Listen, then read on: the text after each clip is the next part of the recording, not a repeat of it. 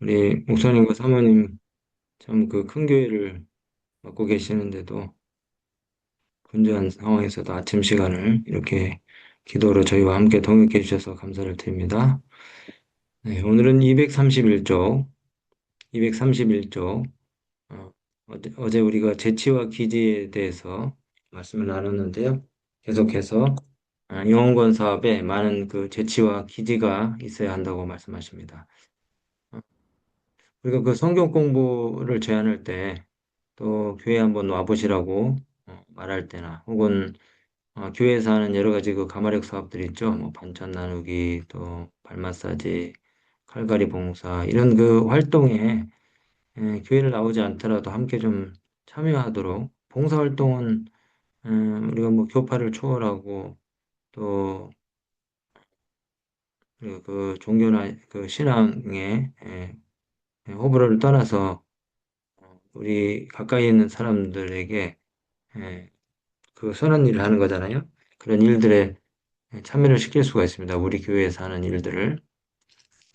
또 혹은 이번에 뭐 우리 교회에서 단풍 구경을 가는데 좀 같이 가실래요? 아니면 채식 요리 강습회가 있는데 오시면은 참 좋을 것 같은데 하면서 또 각 그 소그룹들 활동할 때에 그 소그룹들이 뭐 취미별 소그룹을 또 하잖아요. 그럼 그런 뭐 이렇게 자전거 타는 소그룹이라 그러면 또 등산하는 소그룹이라 그러면 아니면 어떤 뭐 운동 소그룹이라면 거기에 참여하도록 제안할 수가 있습니다.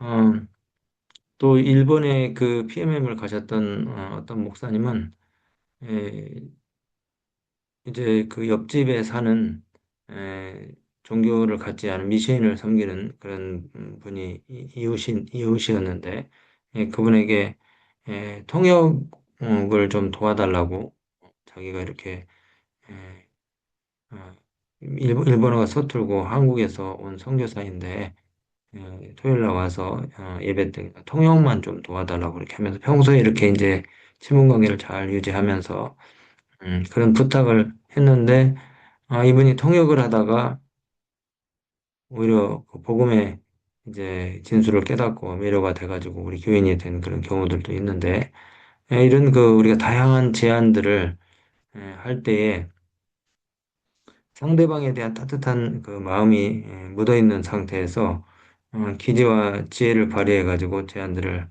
하게 될 때에 복음에 노출되는 그런 그 경우들이 많이 생기고 또 성경 공부도 또 성경 교회를 오는 것도 이렇게 받아들일 수 있는 그런 이제 확률이 높아지는 겁니다. 어쨌든 다양한 형편에서 우리가 기지와 재치를 발휘하는 것은 매우 중요하고요. 구주께서는 결코 진리를 숨기지 아니하시고 항상 사랑으로 말씀하셨다. 그분은 다른 사람들과 교제하실 때에 많은 기지를 사용하시고 항상 사랑과 이해심이 많으셨다.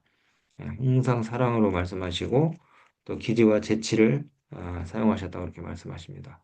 무례한 행동을 하신 일도 없었고 쓸데없이 가혹한 말을 하든지 다른 사람의 감정을 상하게 하는 일이 도무지 없으셨다.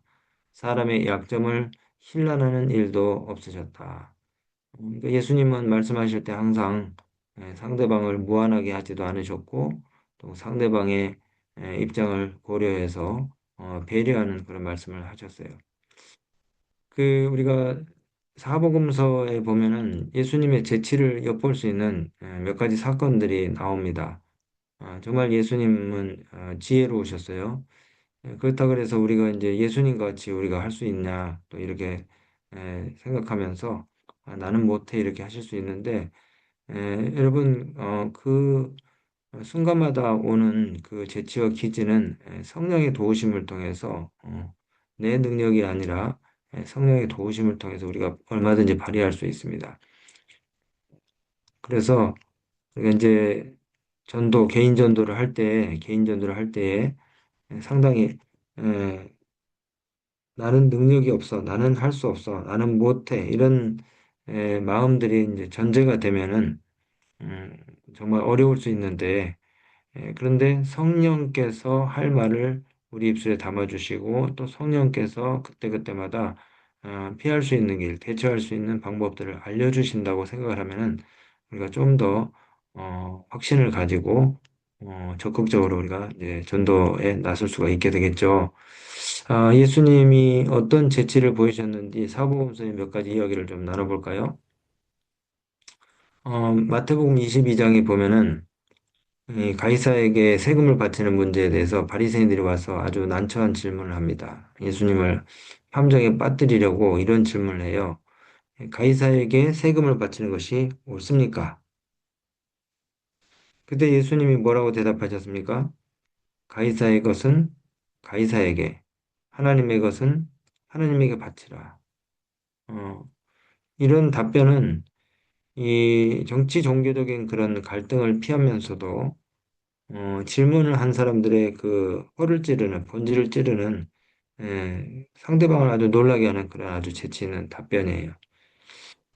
어, 예수님은 이 사람들이 난처한 질문을 할 때 결코 싸우지 않으시고 또 흥분하지 않으셨어요. 침착한 어조로 사람들의 그 양심을 자극하는 그런 대답을 하셨습니다. 그 가늠한 여인을 붙들어 온 역시 그 바리새인들 또 서기관들 이런 사람들에게 이 사람들이 와가지고 이렇게 얘기했어요. 율법에 보니까 모세 율법에 현장에서 가늠한 여인은 돌로 치라고 그렇게 했는데 그러면서 아주 잔인하게 이 여인에 대한 징벌과 심판이 즉석에서 내려지도록 예수님께 요청을 했어요. 주님, 이런 여자를 가만히 둡니까? 모세 율법에 뭐라고 했습니까? 돌로 당장 쳐야 하지 않습니까? 그때 주님이 뭐라고 말씀하십니까? 치라고 말씀하신 것도 아니고, 치지 말라고 하신 것도 아니고, 치라고 하면은, 그 말은 맞는 말이지만은, 누가 다칩니까? 여인이 크게 다치고 회심의 기회를 놓치고 마는 것이죠. 근데 또 반대로 치지 말라고 하면은 뭐가 무시가 됩니까? 율법이 무시가 되죠. 그래서 예수님이 율법을 무시하지도 않으면서 또 인간의 어떤 그 죄성, 이 여인을 치라고 공격하는 이 사람들의 죄성을 드러내서 모두를 침묵하게 하는 아주 지혜로운 답변을 하셨죠. 너희 중에 죄 없는 자가 먼저 돌로 치라. 어, 또 그 마태복음 22장 23절부터 보면은 그 부활에 관한 논쟁이 나옵니다. 사두개인들이 와가지고 사두개인들은 뭘 믿지 않습니까? 사두개인들은 부활이 없다고 주장하죠. 부활을 믿지 않습니다. 근데 이 사두개인들이 와가지고 예수님한테 이렇게 물었어요. 선생님, 모세 율법에 보면은 어떤 사람이 자식이 없이 죽으면은 그 동생이 형수에게 장가들어서 형의 뒤를 이을 자녀를 낳아줘야 한다고 했는데 그 우리 이웃 중에 일곱 형제를 둔 사람이 있습니다. 근데 그 사람이 맞이였는데 장가를 들었다가 자식 없이 죽었기 때문에 그 동생이 이제 형의 아내를 취했어요. 근데 또 그 동생도 자식을 못 낳고 죽었어요. 둘째, 셋째, 넷째, 다섯째, 일곱째에 이르기까지 에, 자식을 낳지를 못하고 결국은 그 여자도 자식 없이 죽었어요. 그러면은 구할 때 이 여자는 일곱 명의 그 형제들 가운데 누구의 아내가 되겠습니까? 예, 참 난처한 질문이죠. 근데 예수님은 이 사람들이 한 그 질문의 본질을 꿰뚫고 계셨어요. 예, 그래서 예수님이 대답하신 답변이 뭡니까? 누구의 아내, 첫째 아내가 될 거다, 둘째 아내가 될 거다, 일곱째 아내가 될 거다, 이렇게 말씀하지 아니하시고, 너희가 성경도 모르고 하나님의 능력도 모르고 잘못 생각하고 있다. 구할 때에는 사람들이 장가도 가지 않고 시집도 가지 않고 하늘에 있는 천사들과 같이 된다. 예. 그 죽은 사람들이 부활을 두고 이 말씀을 하시는 거죠. 이 사람들 부활을 믿지 않으니까. 그렇게 하면서 음, 너희가 하나님의 말씀을 알지 못한다 그렇게 말씀하시면서 하나님은 죽은 사람의 하나님이 아니라 살아있는 사람의 하나님이시다라고 그렇게 답변을 했어요. 어, 그 이제 기계적으로 인간적 논리의 한계를 뛰어넘어서 하나님의 관점에서 이제 이 문제에 대한 답변을 주시는 거죠. 어, 그 또 좀 재미있는 것은 성전세를 내는 문제로 예수님이 또 공격을 받으실 때에 어, 예수님 어떻게 거기에 대한 답을 하셨습니까? 베드로에게 낚시를 하게 해서 물고기 입에서 동전을 꺼내가지고 성전세를 내게 하셨죠. 이건 상당히 재밌는 그 어떤 그 답을 주신 거잖아요. 어, 기적이 일어났으면서도 상당히 유머러스한 그런 방식으로 이 공격하는 자들에게 적절한 답변을 주신 거죠. 그러니까 우리가 이제 이야기들의 내용을 다 이해를 우리가 하지 못한다 할지라도 예수님이 보이신 그 재치, 기지 이런 것들은 그냥 단순한 그 말재주가 아니라 상대방의 입장을 고려하는 그러면서도 진리를 깨우치는 사랑을 드러내는 그런 도구였어요. 우리가 전도를 하려고 할 때에 이 말이 이 말이 상대방의 마음 가운데 부담을 주고 난처하게 하고 상처를 주는 그런 태도와 또 말의 답변이 아니라 에, 어떻게 해서든지 공격하는 자들 또 거절하는 자들의 마음 가운데 따뜻한 사랑이 느껴지는 그러면서도 진리가 드러나는 그런 답변을 이제 해야 된다는 것이죠. 우리가 일전에 우리 재림교회 역사를 이렇게 보면은 논쟁을 통해서 물론 성경의 진리는 맞지만은 논쟁을 통해서 우리가 사람들에게 인심을 잃고 또 사람들을 잃는 그런 경우들이 참 많이 있었어요. 그런데 어려운 상황 가운데서는 단순히 말로 이기는 것이 승리가 아니고 상대방의 마음에 감동을 주고 또 상대방의 마음을 깨우치고 또 하나님의 뜻을 드러내는 그런 그 지혜로운 답변을 하는 것이 상책이라는 것입니다. 그러면서도 사람들이 가지고 있는 예수님은 이제 외식과 불신과 죄악을 기탄 없이 책망을 하셨는데 그러나 그 책망 속에는 예수님의 눈물이 섞여 있었다 그랬어요. 그러나 외식과 불신과 죄악은 기탄 없이 책망하셨다. 그러면서도 책망하시는 그분의 음성에는 눈물이 섞여 있었다. 그분은 진리를 무정한 것으로 표현하지 않으시고 언제나 그 속에 사람에 대한, 인류에 대한 깊은 사랑을 나타내 보이셨다. 이게 정말 중요해요. 오늘 아침에, 이 말씀이 오늘 아침에 정말 저는 와닿는데요.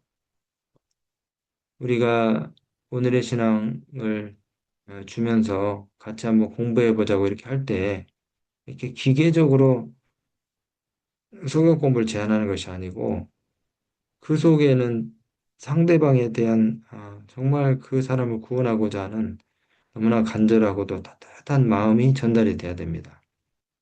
그렇게 제안을 했을 때에 제안한 사람의 그 따뜻한 마음과 정신과 태도 속에 그 사랑이 느껴지기 때문에 거절을 하지 못하는 거예요. 더 받아들일 수 있는 것입니다. 예, 오늘 또 우리가 이 기도에 이렇게 함께 하는 것은 어, 정말 내가 아니면은 이 구원의 초청을 줄 수 없는 그런 상황에 있는 사람들, 그런 사람들에게 여기 예수님의 마음과 기치와 재질을 가지고 어, 어, 그 하나님의 복음을 함께 나누는 그런 그 제안을 해보자는 거죠. 어, 정말 사람에 대한 사랑이 있어야 됩니다. 사람에 대한 깊은 관심, 또 그 영혼에 대한 깊은 사랑, 또 감동을 끼치는 그런 그 마음의 따뜻함, 뜨거움이 우리에게 필요한 것이죠. 성령 하나님께서 오늘 아침에 이 기도에 참여하신 저와 여러분 모두에게 이런 마음을 주시게 되기를 간절히 바랍니다. 예수님은 그분의 책망 속에도 그분의 음성에 눈물이 섞여 있었다. 그분은 진리를 무정한 것으로 표현하지 않으시고 언제나 그 속에 인류에 대한 깊은 사랑을 나타내 보이셨다. 그분의 목전에는 모든 영혼들이 다 귀중하였다. 그분은 몸에 하나님의 위엄을 지니고 있었을지라도 하나님의 가족의 각 개인들에 대해서 깊은 동정심을 가지고 돌아보셨다. 주님께서는 모든 사람들을 보실 때에 그들을 구원해야 할 사명이 당신에게 있음을 아셨다. 네. 오늘 아침에 우리 마음 가운데 예수님이 가지셨던 그 사명감, 그리고 사람에 대한 동정심, 그리고 사랑, 또 주체할 수 없는 에, 정말 그 사람들에 대한 애정, 음, 또 눈물이 섞여 있는 음성, 이런 것들을 통해서 에, 감동을 우리가 주고 또 예수님의 그 사랑을 우리가 전도하는 우리 모든 기도원 용사들이 다 되기를 간절히 바랍니다. 우리 기도하겠습니다. 사랑의 아버지 하나님, 오늘 아멘. 아침에도 이 기도회에 함께 무릎을 연할 수 있는 죄 귀한 자녀들 또 동역자들 많이 주셔서 감사합니다. 오늘 우리의 마음 가운데 다시 한번 에, 전도하고자 하는 사람들의 얼굴이 떠오르고 또 그분들의 이름이 떠오르면서 우리가 어떻게 재치와 기지를 발휘해서 그분들에게 따뜻한 사랑의 호소를 할 수 있을 것인지에 대해서 깨닫게 해주셔서 감사합니다. 예수님처럼 우리가 권유하는 그 사람들에게 우리의 말과 행동과 태도를 통해서 따뜻한 사랑이 전달되게 하시고 또 말씀의 씨앗을 뿌릴 수 있는 기회가 오게 하여 주시옵소서. 아멘. 주의 너그러우신 사랑과 은총이 오늘 또 이 기도에 참여하신 주의 모든 종들과 또 섬기시는 교회와 또 가정에 넘치도록 함께 해주시기를 간절히 바라며 예수 그리스도 이름 의지하여 기도드리옵나이다.